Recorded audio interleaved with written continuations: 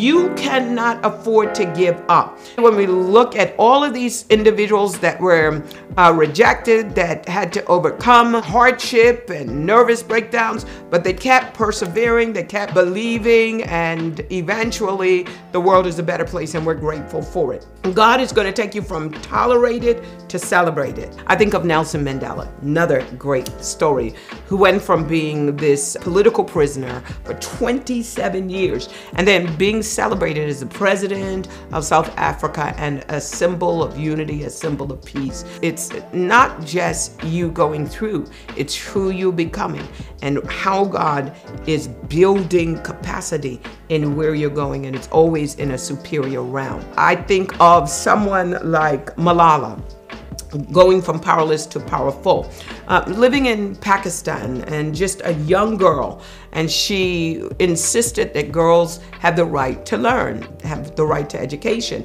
and she was shot by the Taliban.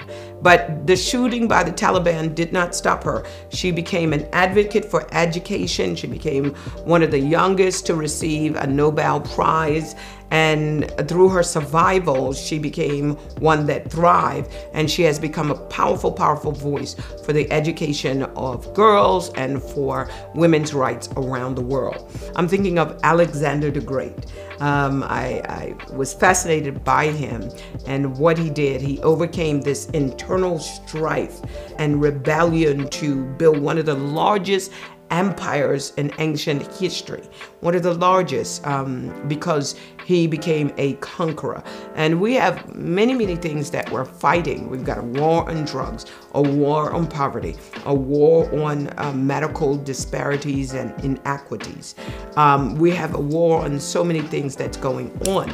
But you can lead an army of individuals so that we can conquer these things, like Alexander the Great.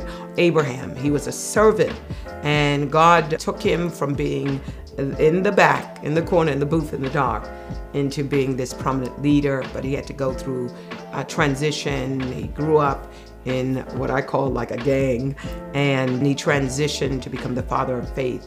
And he was called out to form a nation that would bless all others, not just be a blessing to themselves, but bless all other nations. And so when we think about this, I can go on and on. In the middle, if these people had given up in transition, if they had said, oh, you know, I'm a victim, I'm struggling, my life is horrible for me, if they did not allow God to build capacity, to transition them from one phase of their life to another phase of their life, this world definitely would be so much different. And what about you? In your transition, I realize that transitions are not easy. They're absolutely painful. And you might be going through something. Do you go backwards? Are you angry? Or do you say, in between time while I'm transitioning, I'm gonna make some decisions. This is what I want. I want to choose life and not death. And I definitely want to choose to be blessed and not cursed.